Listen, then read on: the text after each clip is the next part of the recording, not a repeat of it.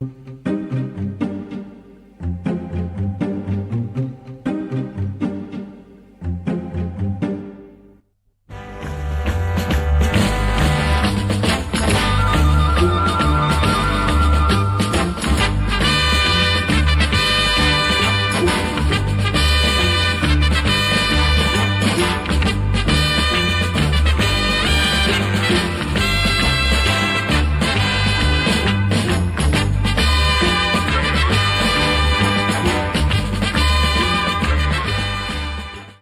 es un pueblo con pretensiones de ciudad. Tiene unos 15.000 habitantes, está en la costa oriental de Cuba, se llama Jibara. El nombre del pueblo ha sido pronunciado por uno de sus hijos más ilustres, el escritor don Guillermo Cabrera Infante, al que recibimos hoy en el programa. Fue aquí donde empezaron a dispararse las primeras ilusiones y los primeros sueños del que había de ser uno de los intelectuales más precozmente llamados a establecer una polarización en torno a su persona y una curiosidad que es hoy internacional. Guillermo Cabrera Infante ha sido un hombre precoz, ha sido un hombre que empezó a escribir muy pronto, teniendo apenas ¿cuántos años? 18 años. 18. Tenemos una serie de fotografías en un álbum que iremos viendo poco a poco, en el que en diversas etapas de su vida, de su joven vida, le vemos manejando ya máquinas de escribir. Esa precocidad suya le ha acompañado en muchas otras cosas. Con esa misma precocidad colgó los estudios de medicina, si no estoy equivocado. Sí. También fue precoz para casarse, para la literatura y para el amor. Y fue precoz en otras muchas cosas de las cuales tendrá noticia el espectador a partir de este momento. ¿Cómo era el entorno social en que nació Guillermo Cabrera Infante? Bueno, a mí me gusta la pregunta porque me gustan las cronologías. Yo prefiero comenzar diciendo que nací en 1929, el 22 de abril, fecha en que también nacieron Lenin y Shirley Temple. Esto me ha condenado políticamente y me ha llevado también a tener que ver con el cine. 1929 fue el año del gran crack financiero mundial y esto me ha convencido de que nunca seré rico. No hay razón alguna para sospechar que eso no pueda tener otra cara, ¿no? Mera superstición de números y fechas. Bien, en ese año 1929 en el que nace Guillermo Cabrera, ¿cómo era la vida en Jibara? Era una vida que comenzaba a cambiar porque el puerto había sido muy importante durante la colonia española y en los primeros años de la República. Y después, cuando construyeron la gran carretera central, el pueblo empezó a quedar a un lado y fue convirtiéndose poco a poco en un pueblo fantasma. Ya cuando lo abandonamos, mi familia y yo, en 1941, había descendido mucho como pueblo, pero en realidad era un pueblo muy bello, muy amable, como tantos otros pueblos tropicales que podemos encontrar en Venezuela, en América Central.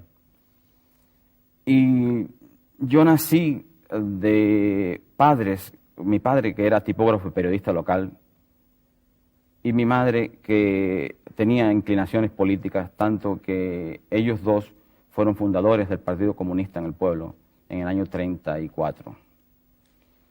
Tengo un recuerdo muy preciso de los avatares a que condujo esta inclinación política, de haberme despertado un día cuando yo tenía 7 años, en 1936, y ver pasar corriendo a mi madre hacia el fondo de la casa, perseguida detrás por mi hermano, y después de eso 2 guardias rurales, que era la policía rural de Cuba, que entraban con armas en la mano persiguiendo a mi madre hacia adentro de la casa.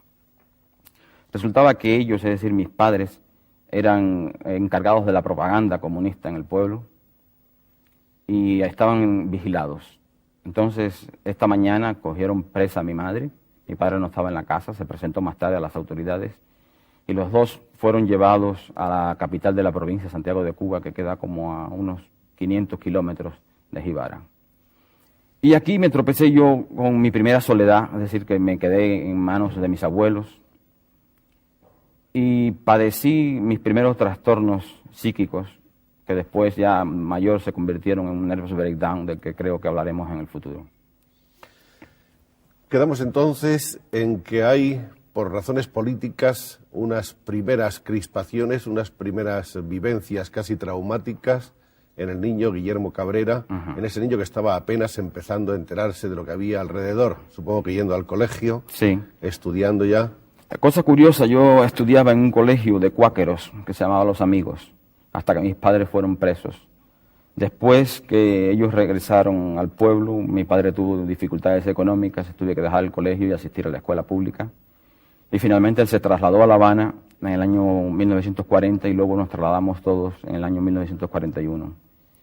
Y ahí terminó mi niñez, que fue pobre, es decir, éramos bastante pobres nosotros, pero fue muy feliz y comenzó una adolescencia pobre también, pero más infeliz que la niñez porque había dejado detrás el pueblo, una casa grande, la familia, y nos encontrábamos entonces viviendo en La Habana en un cuarto, en un falansterio que se llaman solares en Cuba. Y ahí la vida era muy reducida y bastante miserable. Se ha dicho siempre que la edad feliz es la juventud y, sin embargo, tantas y tantas veces cuando escuchamos a la gente contar sus vivencias, parece que la adolescencia y la juventud han sido las edades de mayores infortunios. Para mí fue terrible, es decir, es un proceso que yo no quiero volver a pasar. Y a veces con mis hijas, que están en la adolescencia, las dos, pienso lo difícil que se hace la vida para un adolescente. Sin embargo, es una época en que uno está tan seguro de tantas cosas, piensa que tiene la verdad de la vida, cree que el futuro es tan largo como la eternidad, no piensa en la muerte, cosas que van apareciendo después con los años maduros. ¿Qué impresión le causa al joven Guillermo Cabrera esa irrupción en la vida de la ciudad? Fue un gran descubrimiento, fue una gran aventura. Para mí la ciudad fue deslumbrante, La Habana me deslumbró con sus luces, sus anuncios luminosos, la vida tan ajetreada, tantos automóviles por las calles, cuando en mi pueblo apenas había automóviles, tanta gente, era una ciudad de cerca de 1 millón de habitantes entonces, y fue para mí una experiencia fascinante, es decir, yo sueño mucho con esa Habana, y esa Habana está, parte de ella descrita en mis libros. Nos decía antes Guillermo Cabrera que él nació el mismo año del crack de los Estados Unidos, el famoso crack de Wall Street, el mismo año en que nació Lenin, No, el mismo día en que nació Shirley Temple. Pero también habría que añadir, como otro dato importante para la biografía de Guillermo Cabrera, que nació en Oriente, en la provincia, que es también la que dio a cubanos tan históricamente famosos como Fulgencio Batista, el último dictador, y Fidel Castro, que es el actual líder de la Cuba de hoy. Cosa curiosa, hemos nacido los tres en un radio de 100 kilómetros, es decir, Jibara, que por mucho tiempo se pensó que era el puerto por donde había desembarcado Cristóbal Colón por primera vez en Cuba en 1492, y para desengaño de los vecinos del pueblo, se descubrió que Colón efectivamente había desembarcado unos 6 kilómetros en otro puerto aledaño. Y Banes, que está a unos 50 kilómetros de Jibara, fue donde nació Batista, y en Virán, más hacia el interior de la provincia, a unos 70 kilómetros de Banes y de Jibara, nació Fidel Castro. ¿Tiene la provincia de Oriente unas características especiales como para dar una cierta clase de hombres? Era una provincia que era la más grande y la más rica de Cuba.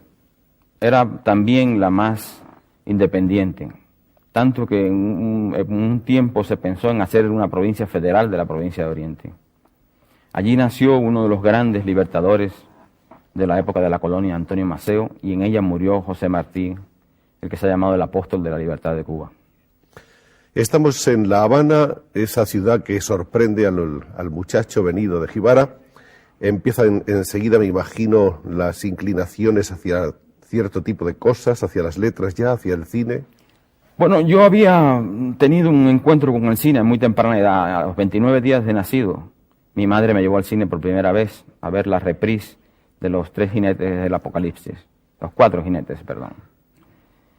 Y yo recuerdo que yo era capaz de leer películas, es decir, de verlas y comprenderlas, mucho antes de saber leer. Es decir, que empecé a leer a los 4 años. Y yo era ya un aficionado al cine cuando tenía 2 y 3 años. Y recuerdo películas de esa época, no solo comedias americanas, sino inclusive las las melodramáticas y tristes, deprimentes películas de Carlos Gardel, películas argentinas. Toda la obra literaria de Guillermo Cabrera está en cierto modo influida por esa pasión cinematográfica. Influida por el cine y también muy influida por los que se llaman en Cuba muñequitos, que ustedes llaman aquí tebeos. Esa fue también mi primera literatura y precisamente por mi interés en los muñequitos fue que aprendí a leer. Porque no me interesaba aprender a leer y sin embargo quería comprender lo que decían los globos de los muñequitos. Y aprendí a leer prácticamente yo solo con auxilio de los muñequitos. Y recuerdo perfectamente el día en que esto ocurrió, la primera vez que yo pude leer una frase. Y era precisamente de unos muñequitos llamados Benitín y Eneas, que me gustaban mucho en esa época, que eran unos muñequitos cómicos. Y que todavía se pueden encontrar por ahí alguna vez. Yo no sé, dejaron de aparecer en Cuba desde el año 59, pero no me he vuelto a encontrar con ellos. Sin embargo, me he encontrado con otros muñequitos de la época, como Tarzán, El Príncipe Valiente, uno que se llamaba El Spirit, Dick Tracy. Eso los he vuelto a ver en antologías publicadas en Estados Unidos y compradas por mí en Londres. ¿Cuándo entonces se va afirmando la vocación literaria? Mucho más tarde. Yo entonces estaba estudiando el bachillerato y mi padre pensaba primero destinarme a la carrera naval, cosa que era verdaderamente absurda porque no tengo nada de marinero. Y además soy muy pobre en matemáticas. Entonces en el instituto yo era un estudiante bastante indiferente, me interesaba más el deporte, el béisbol, que se llama la pelota en Cuba. Y un día un profesor que después con los años comprendí lo bueno que era, empezó a hablar de la Odisea y comenzó a hablar del regreso de Ulises a Ítaca y de su perro Argos que lo recibió y momentos después de recibirlo murió. Y a mí me pareció tan interesante esa historia que comencé a interesarme por la literatura inmediatamente. Y me convertí en muy buen alumno de historia literaria. Pero no fue hasta el año 47 en que me encontré un texto de Miguel Ángel Asturias, el señor presidente, y se me ocurrió parodiarlo haciendo un cuento que utilizaba los mismos elementos de repetición y de utilización de ciertos sonidos y ciertas sílabas. Y este cuento, para mi sorpresa, fue aceptado por la revista Bohemia, que era la revista más popular de Cuba. Y así comenzó, lo que comenzó como una broma, se hizo serio hasta convertirse en una afición, después en una profesión y finalmente en una obsesión. El estado actual es el de obsesión. Sí, una obsesión con las palabras, una obsesión con el lenguaje, exactamente. ¿Y el estado de mañana es imprevisible? Yo creo que yo tengo una teoría respecto a la literatura de que cada libro debe tener su lenguaje y he tratado de que mis libros diferentes sean escritos de forma diferente. Yo creo que mañana la literatura mía estará más compuesta de nostalgia, que eso es a lo que tiende en estos momentos. Pero los últimos libros, y de eso ya hablaremos en su momento, de Guillermo Cabrera, son unos libros más bien experimentalistas. El último libro precisamente es una especie de experimento que se llama Exorcismos de estilo o de estío. Ya desde el título hay una intención de burlarse de las formas estilísticas. También parodia mucho la retórica. Y hay ciertos elementos experimentales en el libro. ¿Cómo es Guillermo Cabrera por dentro? Da la sensación de un hombre dramático, de un hombre atormentado. Bueno, yo he cambiado mucho a partir del año 72, cuando tuve mi nervous breakdown, es decir, mi colapso nervioso, que para terror de mi mujer Miriam Gómez, un analista describió como esquizofrenia temprana.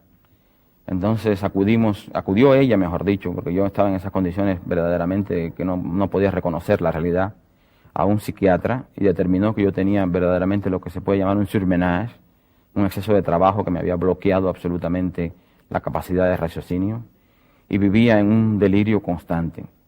A partir de ese momento mi vida ha cambiado, yo creo que se ha hecho más seria. Yo creo que antes yo era más dado a la risa, más franco.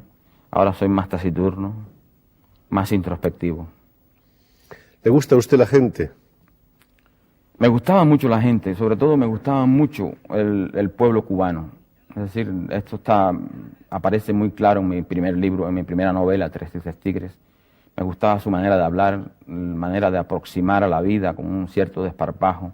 Eso que se llama en Cuba el choteo, que es decir, burlarse de la realidad, en vez de aceptarla dramáticamente, aceptarla como con una risa y a veces una carcajada. Esto me pareció verdaderamente extraordinario y traté de captarlo en mi libro. También me impresionó mucho el año en que viví aquí en Madrid, el pueblo español. Me gustó mucho, me gustó su franqueza, cierta rudeza que no se encuentra, por ejemplo, en Inglaterra, donde la gente tiende a ser un poco recogida, es decir, tal vez por el clima, porque en Londres ocurre, y hablo de Londres porque yo no vivo en Inglaterra, yo vivo verdaderamente en Londres. Hay una gran transformación entre la vida del invierno y la vida del verano. Es decir, en invierno los ingleses se ven recogidos, embutidos en sus gabanes, y en verano salen casi desnudos a la calle, se vuelcan sobre los parques, conducen como locos, es decir, se convierten absolutamente en meridionales. Tal parecería que fueran mediterráneos. Para muchos espectadores, el nombre de Guillermo Cabrera Infante es el de un escritor cuya novela más importante probablemente han leído casi todos, Tres tristes tigres, por lo menos la novela más conocida.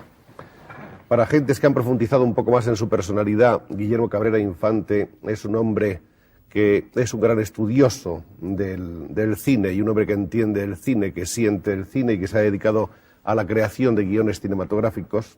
Para otros muchos, el nombre de Guillermo Cabrera está unido a la evolución cultural de Cuba en una serie de años, unido más tarde a la revolución de Fidel Castro, después separado, al parecer voluntariamente, de ese proceso revolucionario de Fidel, y hoy es un hombre independiente que desde hace ya una serie de años vive en Londres, dedicado exclusivamente a su obra literaria, a su obra de creación.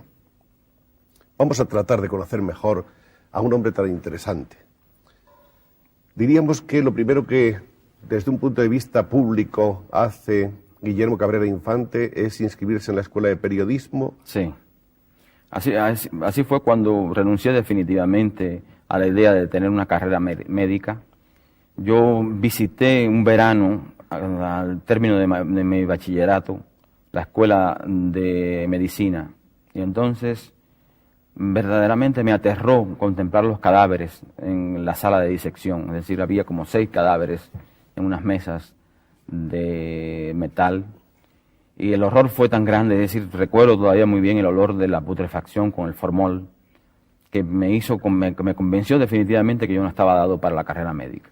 Entonces decidí entrar a estudiar periodismo. Ya yo había empezado a escribir, había publicado algunos cuentos, y aunque no me interesaba el periodismo en sí, era una forma más directa conmigo mismo, más relacionada con mi literatura, ganarme la vida a través de las letras.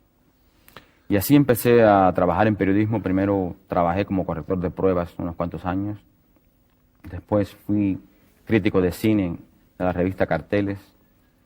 Hay una cosa curiosa, yo tuve que escoger un seudónimo para escribir las críticas de cine, porque en 1952 un cuento mío publicado con malas palabras en inglés fue tomado por la policía y yo fui llevado preso y finalmente multado por haber publicado ese cuento con esas palabras que eran verdaderamente absolutamente incomprensibles para un cubano medio, puesto que eran malas palabras pero en inglés. Y esto condujo a que la revista que publicó el cuento, la revista Bohemia, no quisiera saber nada que apareciera con mi nombre propio. Y entonces inventé un seudónimo basado en la primera sílaba de mi primer apellido y la primera sílaba de mi segundo apellido. Y así fue como surgió Caín, con el que escribía mis crónicas cinematográficas. Y aún hoy, cuando escribo guiones de cine, utilizo este seudónimo. Este es el nombre G. Caín, nombre que fue en su momento muy importante, sigue siéndolo, puesto que el nombre no ha desaparecido ni el hombre tampoco, aunque quizás sí el menester y el vehículo de entonces. Lo que ahora se tiende a pronunciar Cain en Inglaterra, más que Caín como en español. ¿Carteles y Bohemia estaban de algún modo, eran de algún modo hermanas o gemelas? Bueno, fueron revistas rivales durante mucho tiempo. Es decir, se tenían un cordial odio los dos directores de ambas revistas, hasta que el director de Bohemia, Miguel Ángel Quevedo, que después se exiló en Caracas y murió suicidándose, decidió comprar la revista Carteles, es decir, comprar la oposición. Y ahí fue cuando yo entré a ser un crítico de cine de forma regular, porque yo era secretario privado de un refugiado español, Antonio Ortega, que había sido profesor en Gijón de Ciencias Naturales y al llegar a Cuba se convirtió en periodista. Yo era su secretario particular, yo siempre iba por las noches a organizarle la biblioteca, sus ficheros, y a él lo nombraron director de carteles y él decidió que yo debía ser el crítico de cine de la revista. Esa etapa de crítica cinematográfica con ese nombre, G. Caín, fue una etapa realmente muy importante. Y fue una etapa que yo muchas veces sueño con ella, es decir, la veo con gran nostalgia. Mis primeras películas, las primeras críticas, las primeras veces que me pagaron como crítico, porque yo antes había sido crítico amateur, antes de ser un crítico profesional. Y luego después la obligación semanal de hacer comentarios a las películas que se estrenaban. Era en realidad, más bien me pagaban a mí por una diversión, puesto que mi gran placer es el cine. ¿Llegó usted a inaugurar y a crear una cinemateca en Cuba? Sí, esto ocurrió en 1950, se creó la Cinemateca mucho antes de que yo empezara a escribir sobre cine. Con un grupo de amigos organizamos una cinemateca y algunos de ellos vinieron a Europa y consiguieron que la Cinemateca francesa nos prestara películas, clásicos del cine silente sobre todo. Y después, en 1955, yo hice un viaje a Nueva York y conseguí que el Museo de Arte Moderno prestara a Cuba películas para la Cinemateca. Esta Cinemateca funcionó del 55 al 56. En el 56 la situación política contra Batista se hacía muy imposible y decidimos detener la Cinemateca y no exhibir una película más. Y después la Cinemateca ha resurgido en Cuba, dirigida por otras gentes y negando ese pasado que tuvo la primitiva Cinemateca de Cuba. Por esos años también había usted contraído matrimonio por primera vez. Sí, por primera vez me casé y tuve una hija en 1954 y otra hija en 1958. Y me divorcié en 1961 y me casé a fines de ese año con la actriz Miriam Gómez, que es todavía mi mujer. Y espero que lo sea por mucho tiempo, que ella pueda resistirme a mí con todas mis manías, mi nerviosismo, mi vida introspectiva. ¿Es tan difícil? Yo creo que sí, porque, por ejemplo, Miriam Gómez es muy locuaz y sigue siéndolo. Yo tiendo cada vez más a la taciturnidad. He pasado de la locuacidad a una especie de mudez. Es decir, me paso horas pensando en mi literatura, pensando en el pasado, en otras cosas, y tiendo a hablar poco. Probablemente este es un estado pasajero. Es posible, pero aún esta entrevista me cuesta, porque yo soy más un escritor que un orador. Es decir, me expreso mucho mejor escribiendo y me siento mucho más libre cuando estoy frente a la máquina de escribir que cuando hablo. Hablemos un poco de la revolución. Se había realmente puesto muy mal la situación en el país con los últimos años de la dictadura de Batista. Había germinado la famosa revolución que empezó en Sierra Maestra y llegó un momento en que Fidel Castro entró triunfalmente en La Habana. Ya entonces Guillermo Cabrera se había situado al lado de las fuerzas revolucionarias. Sí. Ya. Además, yo tuve cargos oficiales casi enseguida, en el mismo enero del año 59, fui miembro presidente efectivo del Consejo Nacional de Cultura. Después pasé a ser uno de los presidentes del Instituto del Cine y finalmente edité y fundé el magazine Lunes de Revolución. Es decir, la revolución en su primer año fue un año de una extraordinaria libertad. Había una especie de embriaguez en Cuba, pero según fueron pasando los años y acentuándose las dificultades, esa embriaguez dejó de ser tan expresada abiertamente como en principio y la gente comenzó a ser más cauta en lo que decía. Y ocurrió un incidente que es que yo produje y mi hermano, que se llama Sabá Cabrera, dirigió un documental de la vida nocturna habanera. Y este documental fue, cuando ellos fueron a pedir permiso para exhibirla en los cines, fue primero exhibido en un programa de televisión que yo tenía que se llamaba Lunes de Revolución en televisión y fue acogido por los televidentes con bastante buen grado. Esta película, en vez de otorgarle el permiso de proyección, fue secuestrada por el Instituto del Cine, que en esos momentos estaba en una efervescencia stalinista, y así fue la primera vez que en Cuba se había prohibido una manifestación artística per se en sí misma. Es decir, que no había ninguna connotación política. Simplemente se acusaba a la película de mostrar a la gente divirtiéndose cuando se suponía que debían estar con el fusil al hombro y vigilando las costas de Cuba. Esta película se filmó a fines del año 60 y fue recogida en mayo de 1961. Entonces hubo una manifestación intelectual muy grande, 200 intelectuales, artistas, escritores, etcétera.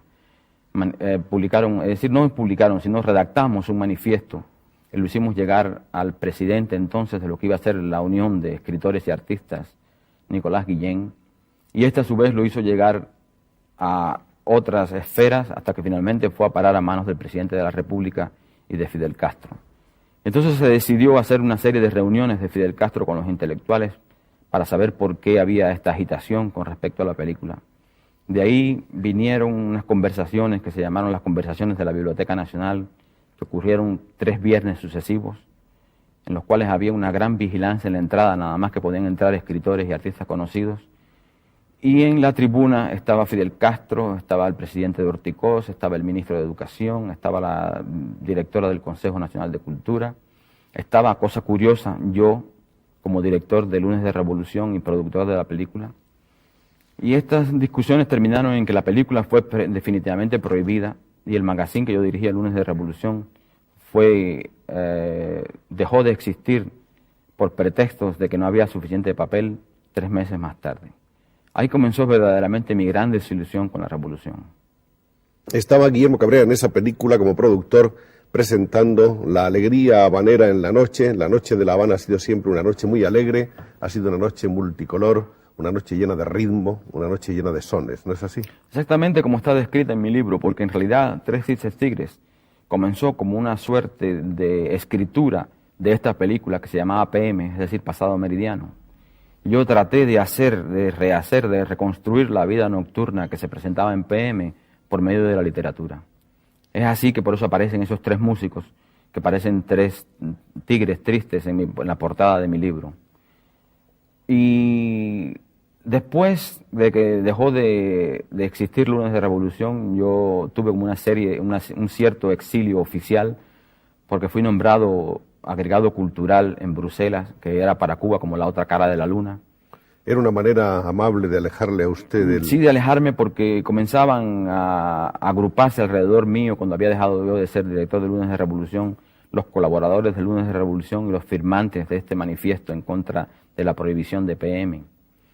Y allí en Bruselas estuve 3 años. Entonces regresé a Cuba por la muerte de mi madre en 1965 y realmente me asombró el cambio tan grande que había dado La Habana. Es decir, era una ciudad con una cierta tristeza. La gente parecía como una suerte de zombíes, es decir, no había una vida exterior plena como la que yo había dejado antes de irme para Bruselas.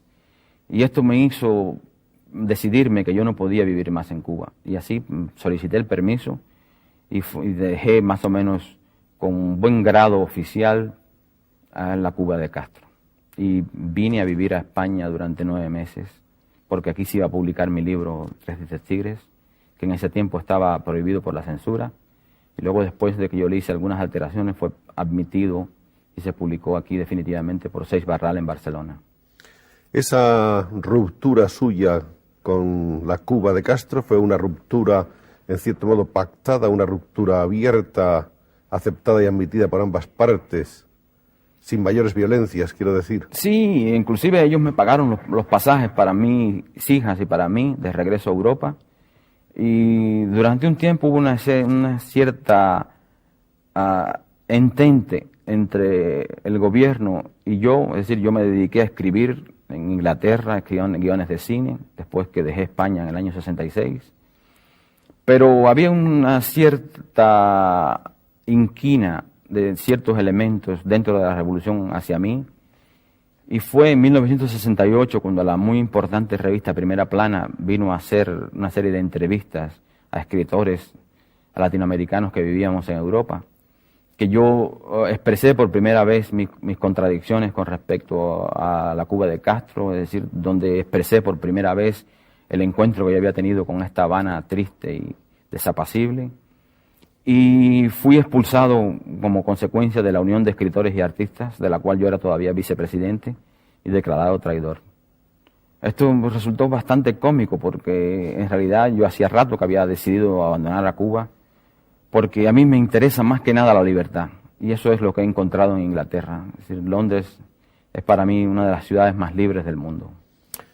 ¿Piensa usted, señor Cabrera Infante, que usted ha traicionado a la Revolución Cubana o que la Revolución Cubana le ha traicionado a usted y a los demás cubanos? ¿Qué piensa usted, en definitiva, hoy que está donde está? Yo pienso que la revolución se ha traicionado a sí misma y que Fidel Castro ha sido el Robespierre y el Napoleón de la revolución, de que su afán de poder lo ha llevado a adoptar el comunismo, cuando si hubiera surgido como líder revolucionario en 1939, quizás se hubiera aliado al fascismo o al nazismo para mantenerse en el poder.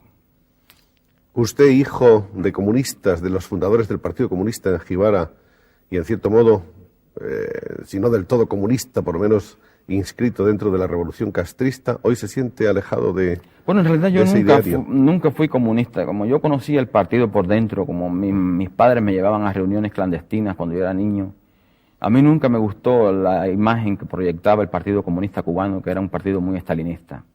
Y así nunca fui comunista, a pesar de que mi padre trabajaba en el periódico comunista, periódico Hoy, y mi madre era también comunista. Pero la revolución en un principio, a la que yo di todo mi apoyo, no era una revolución comunista. Era una revolución que se presentaba más o menos liberalizadora, que iba a poner en práctica la Constitución que Batista había abolido. Es decir, toda una serie de medidas que el pueblo cubano estaba en un 95% de acuerdo. Lo que ocurrió después fue un trastrueque verdadero de estas ansias del pueblo cubano. ¿Se sitúa usted entonces en una posición abiertamente liberal y democrática? Absolutamente, y fundamentalmente anticastrista. Muy bien, vamos a hablar entonces de este libro, que es el libro que hace que el nombre de Cabrera Infante se catapulte un poco a la gran curiosidad por la literatura en castellano. Tres tristes tigres, del cual hemos hablado. Obtiene el premio Biblioteca Breve. Había tenido otro título con anterioridad. Sí, se llamaba Vista del amanecer en el trópico, y era un libro en el cual se confluían la Habana nocturna con unas viñetas de la violencia en épocas de Batista y con aspectos de la lucha en la Sierra Maestra. Cuando yo rehice el libro, lo rehice porque yo no estaba ya de acuerdo con esa forma del libro. Es decir, el libro aparecía como si yo acusara a la vida nocturna, a la vida libre, con estas viñetas de la época castrista. Y así el libro surgió, se convirtió en una forma de experimento sobre la forma novela, en una gran lucha con el lenguaje, en una construcción y destrucción de las palabras, y pasó a ser un libro estrictamente literario. Y el título Tres tristes tigres era el título más abstracto que yo podía encontrar. Fue por eso que se lo di al libro. El libro fue reelaborado varias veces. Fue reescrito por mí varias veces, es decir, yo readopté el formato que tenía el libro cuando yo comencé a escribirlo en Cuba en 1961 y tomé la parte de la biografía de una cantante negra popular que pasa de ser una desconocida a llegar a ser una gran estrella, y se llama precisamente en el libro La Estrella. Y hubo una gran labor de reconstrucción de mi parte, que yo completé aquí en España en 1965-66. Así el libro me tomó 5 años en hacerlo. Desde el punto de vista de la técnica literaria, ¿qué elementos, visto ahora ya desde lejos, después de los años transcurridos, descubre usted que funcionaron de una manera más brillante en el juego de los personajes y de la acción de esta novela? Bueno, hay en el libro realmente una galería de voces. Había un intento de atrapar la voz cubana. La voz de la calle, de la radio, de la televisión. Sobre todo esa forma de hablar que tienen los habaneros, que es una forma esencialmente cubana, atrapar esa forma por medios literarios. Eso se consiguió, a lo que parece. Yo creo que sí, que es una novela que ha elevado un dialecto, el lenguaje cubano, a una forma literaria. El lenguaje cubano, que es un lenguaje lleno de color, por otra parte. Sí, con mucho colorido, con una gran... Es decir, yo pretendo conservar parte de esa forma de hablar cubana, comiéndonos las heces, hablando muy atropelladamente, con una gran rapidez. Con una gran alegría casi siempre. Exactamente, y eso yo creo que está presente en el libro. Muy bien, pasemos a otro de los diversos libros de Guillermo que tenemos por aquí. Ese título que hemos encontrado antes en lo que había de ser 3 tristes tigres, lo hallamos de nuevo más adelante en un libro nuevo, que en realidad es un libro de relatos con un tema unitario. Uh-huh. Es en realidad una forma de ver la historia de Cuba a través de la violencia en la historia de Cuba, desde antes del desembarco de Colón, es decir, la violencia que tenían los primitivos indios que habitaban en Cuba, la violencia que les era impuesta a estos indios que eran de una naturaleza muy mansa por los indios caribes, que eran inclusive antropófagos. Luego después viene la violencia de la conquista española por Cuba después del descubrimiento. Aparece la violencia bajo la colonia. Entonces surge de nuevo la violencia en las luchas por la independencia de Cuba en el siglo pasado. Luego sigue la violencia republicana, que era tan violenta como la violencia colonial. Y después terminamos con la violencia de Batista y finalmente la violencia actual, que hace que el libro termine con una serie de testimonios de cómo es la vida hoy en Cuba. Hay una cosa que llama la atención del lector de Guillermo Cabrera Infante, que es un cierto gusto por la imitación, más bien casi por la parodia de los grandes escritores cubanos. Estas parodias tienen un lugar predominante en 3 tristes tigres, es decir, allí yo parodio a 6 escritores cubanos, inclusive a José Martí, a Lezama Lima, que entonces no era un escritor tan conocido como ahora, a otro gran escritor cubano que se llama Virgilio Piñera, a una gran escritora cubana que se llama Lidia Cabrera, que es posiblemente el mejor escritor cubano, o al menos el autor del que yo considero mejor libro cubano, a Alejo Carpentier, que es un escritor francés que escribe en español, y a Nicolás Guillén finalmente. Así en la paz como en la guerra es un libro de relatos publicado en La Habana en 1960, que tiene una segunda edición en España en el año 71. Sí, este libro fue escrito bajo la dictadura de Batista y no lo publiqué hasta el segundo año de la Revolución. En esos años había una gran curiosidad no solamente en La Habana, sino en el mundo entero por todos los jóvenes revolucionarios, los jóvenes escritores e intelectuales que estaban en cierto modo asociados a la revolución de Castro, que creo que ha sido una revolución vista con general simpatía en todas partes. Hablo de los comienzos. Sí, estamos hablando del momento. Por supuesto. El momento en que están los barbudos teniendo una etapa estelar y de enorme popularidad. ¿Acaso eso pudo influir también en el éxito que tuvo este libro cuando apareció? Yo creo que sí. El libro tuvo un gran éxito porque tuvo 3 ediciones sucesivas en 3 meses a partir de su aparición. Y era un libro que describía por primera vez la lucha en la Sierra Maestra y en las ciudades contra Batista. Y mechado entre estas descripciones muy breves, lacónicas, casi viñetas se podrían llamar, había fragmentos de la vida en Cuba bajo Batista y antes de Batista. ¿Conoció usted a algunos otros de los famosos nombres, de los famosos personajes de la Revolución? Sí, yo conozco a Fidel Castro desde el año 48, es decir, él solía asistir a una especie de peña literaria que había en una esquina habanera. Él formaba entonces, aunque a él no le gusta que le recuerden este pasado, formaba entonces parte de uno de los grupos de acción, que era una especie de pandillas que se mataban entre sí, y él formaba parte de una de estas pandillas, y estas pandillas, cosas curiosas, se congregaban alrededor del llamado Paseo del Prado en La Habana, frente a la peña literaria en el café, el Salón Cristal, y aunque no se hacían nada en público estos gángsters, se miraban siempre con malos ojos, y Fidel Castro se aproximaba mucho a la peña literaria. Entonces, por supuesto, no tenía barba, tenía una barbilla fugitiva más bien, y siempre estaba de traje, es decir, siempre llevaba un saco bajo el cual ocultaba una pistola. Y lo volví a encontrar en el año 59, cuando yo hice, junto con otros periodistas, todo el periplo que lo condujo a Washington, a Nueva York, a Canadá y después por América del Sur. ¿Conoció usted a Cienfuegos? Sí, era el más simpático de los líderes revolucionarios, el más simpático de los guerrilleros. Y fue lamentado por mucha gente en Cuba que muriera en circunstancias tan extrañas. ¿Qué opinión tiene usted del Che?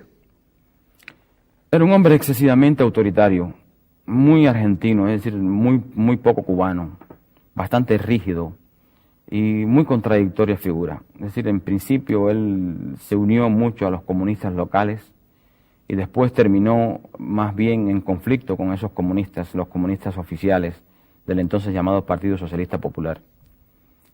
Y su ida de Cuba fue una ida en la cual él no se fue en muy buenas migas con Fidel Castro, es decir, él decidió emprender esta aventura guerrillera que le fue fatal en América del Sur como una salida a sus problemas cubanos, es decir, él ya no tenía más nada que hacer en Cuba. Raúl Castro era un hombre con el cual se podía hablar más que con Fidel Castro, es decir, Fidel Castro tenía la tendencia de no oír a nadie, o sea, hay que oírlo a él todo el tiempo, mientras que con Raúl se podía dialogar. Pero en sus últimas fotografías se me parece cada vez más a un dictador latinoamericano. Raúl ha sido un hombre, o por lo menos durante el ejercicio de sus funciones, ha sido un hombre muy atento con los visitantes extranjeros, un hombre además de una gran puntualidad, Sí, de una cortesía quizá exquisita, aunque un poco fría. Eso parece, sí. Ha dado una sensación siempre completamente distinta, una imagen que no tiene nada que ver con la de Fidel. E inclusive no tiene barba, ahora lleva un bigote, muy latinoamericano. ¿Desaparecieron los barbudos ya? Sí, en cierta forma llegaron a desaparecer. Desaparecieron sobre todo al principio lo que se llamaban los melenudos, que tenían no solamente como Camilo Cienfuegos la barba larga, sino el pelo largo. Ya desaparecieron desde 1959. Y a partir de ese momento no se veía como muy bien a la gente que no había participado en la lucha de la Sierra Maestra que se dejara crecer la barba. Había una contradicción aquí de la imagen ofrecida por Fidel Castro y los otros barbudos. Este libro es un libro también sorprendente. Ese es un libro inglés, es un libro todo compuesto en Londres y mayormente dedicado a Londres, es decir, hablo del Swing in London, en el que yo participé porque llegué a Londres en el año 66, cuando estaba en plena efervescencia, cuando los Beatles eran un fenómeno mitológico. Y describo ahí su grandeza y caída. En el primero de los ensayos hay también un ensayo dedicado a la literatura de Corín Tellado, a la que yo llamo pornógrafa inocente.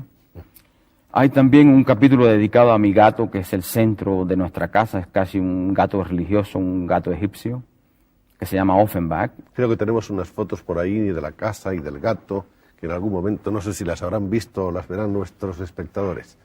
Él se llama Offenbach. Offenbach. Y es un gato muy curioso, es un gato siamés que nos prestaron un día, es decir, una amiga nuestra había obtenido este gato como un regalo y ella venía a España y no podía traerlo porque hay unas leyes muy estrictas con respecto a la introducción de animales en Inglaterra y decidió dejarlo con nosotros. Entonces cuando ella regresó 2 semanas más tarde se había dado cuenta de que el gato, que era muy joven, tenía apenas 2 meses, había encontrado a la familia que estaba destinado y nosotros a nuestra vez habíamos encontrado el animal que iba a convertirse en el centro de nuestra casa. Y Offenbach es un gato muy curioso porque suele inclusive hacer bromas conmigo. Es decir, yo tengo una silla en la cual yo me siento a leer los periódicos después del almuerzo y él siempre a esa hora se sube en la silla y me toma el puesto. Entonces yo hago como que lo saco de la silla violentamente y entonces viene Miriam Gómez y me regaña a mí por portarme así con él y él acepta muy de buen grado que nosotros hagamos esta especie de teatro con su posesión de la silla. ¿por qué cuando habla de su esposa, Guillermo, habla de Miriam Gómez, en vez de decir mi mujer o mi esposa? Porque ella tiene una entidad aparte de la mía, es decir, ella era una actriz conocida en Cuba, ella fue protagonista de la primera película hecha después de la Revolución, y siempre me acostumbré a llamarla por su nombre y su apellido. ¿Y ella cómo le llama a usted, Guillermo Cabrera? Guillermo, no, Guillermo solamente. Bien. ¿No ha habido hijos en este segundo matrimonio? No, ninguno, no. No Me he ha dedicado hijos. a educar a mis hijas del primer matrimonio que están conmigo en Inglaterra. Y la vida en Londres no es como muy diferente de la vida tradicional de un cubano acostumbrado a la caricia del sol. Nosotros, especialmente Miriam Gómez y yo, le echamos mucho de menos al trópico. Y nos sentimos en Londres apesadumbrados por la cantidad de días grises y días nublados y días con lluvia que hay en Londres, no hablar del frío, que es húmedo y desagradable. Pero esto me permite a mí también un recogimiento que es muy bueno para trabajar. Es decir, cuando no hay la excusa del sol afuera brillando y que uno tiene deseos de salir y tomarlo un poco, yo me siento en esos días grises a escribir y lo hago mucho mejor que lo hacía, por ejemplo, en Cuba, cuando yo perdí tanto tiempo con la política y con las mujeres. con las mujeres, ¿usted cree que fue perderlo también? Sí, en cierta forma, y precisamente este libro mío, esta próxima novela mía, que se llama Cuerpos Divinos, es tratar de describir esos años en que yo me dedicaba más bien a la persecución de las mujeres que a ejercer mi oficio literario. ¿Qué años eran esos? Ese es los años 1957, a partir del 57 hasta el año 61, cuando me casé definitivamente con Miriam Gómez, y cuando me hice un poco más serio. Ahí cerró usted la puerta a todas esas cosas que usted considera que eran pérdidas de tiempo. Sí, ahí comencé a abrir mi biblioteca y a cerrar la parte de mi vida erótica. Y creo que ha llegado el momento de que hablemos de este libro, que es un libro ciertamente... Bueno, todos los libros de Guillermo son libros originales, hay una personalidad literaria muy singular y muy profunda en Guillermo, pero yo creo que este es el más sorprendente de todos los libros. Hay que comenzar por explicarle al televidente el título, porque es un doble título. Se puede leer como Exorcismos de estilo o Exorcismos de estío. Es un libro de fragmentos, de parodias, de pequeños poemas, de palíndromos, de alteraciones del lenguaje, de juegos con el lenguaje, con la literatura, con las formas de la interrogación en ciertos tratados de perspectiva literaria. Hay inclusive una página para ser quemada viva. Y el libro está dedicado a una misteriosa Carolita C.C., que es sin embargo mi hija menor.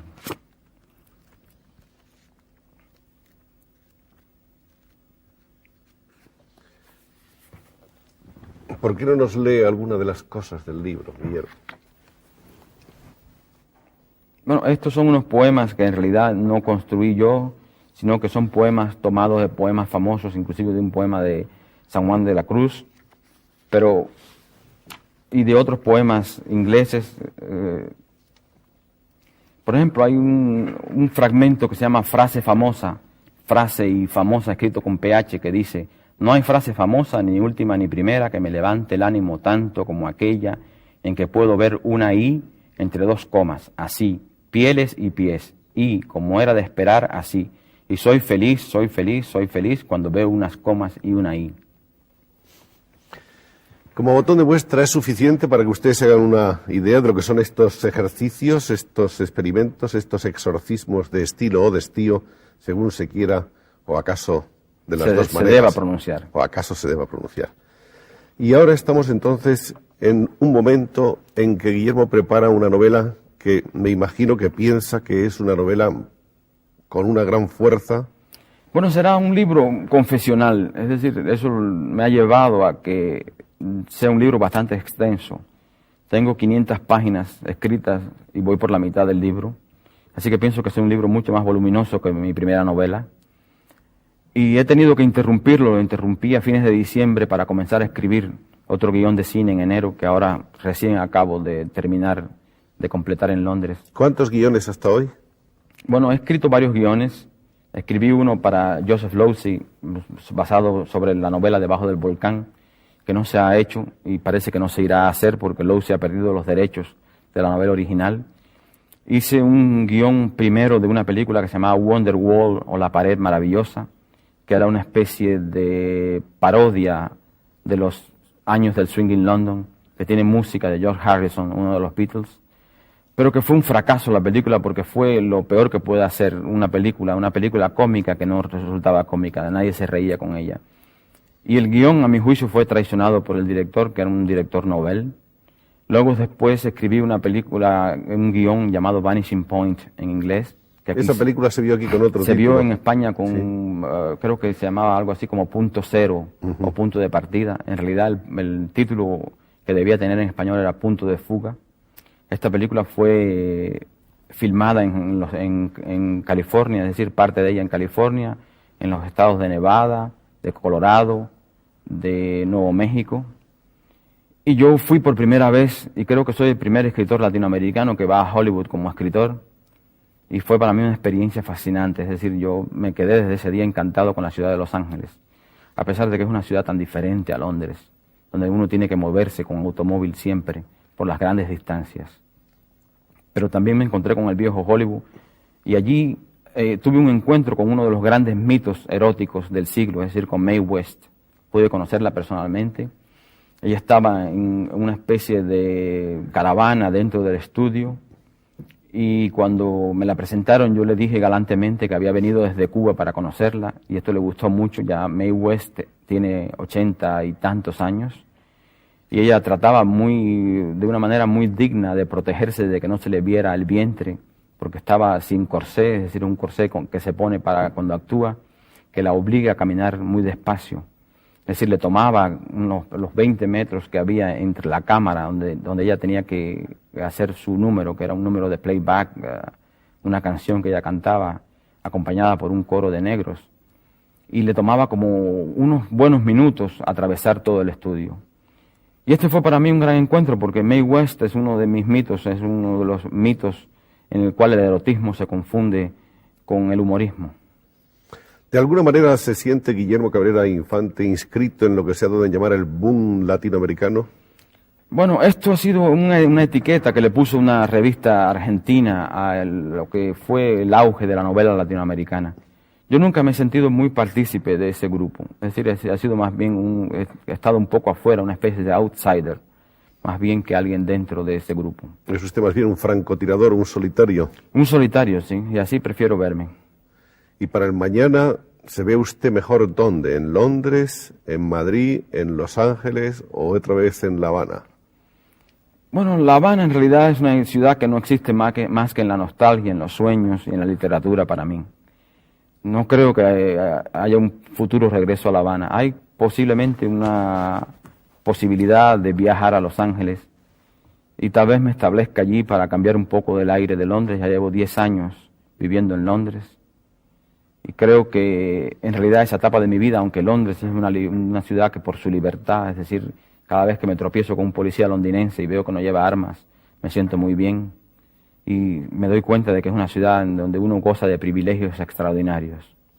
Lo que sí parece que está bien claro es que Guillermo Cabrera Infante es una personalidad literaria distinta, singular, original, llena de atractivo, de fuerza, que es por otra parte en este momento, como está muy claro, uno de los guionistas predilectos del cine de Hollywood y que tenemos que esperar muchísimas cosas de Guillermo, entre las cuales nos gustaría que de vez en cuando no se olvide de nosotros y aparezca por España para que tengamos el placer de seguir arrancándole un poco dolorosamente estas confesiones que a él le gusta tan poco prodigar y que sin embargo tanto sirven para que aprendamos a estimarle y a quererle mejor. Muchas gracias. Guillermo.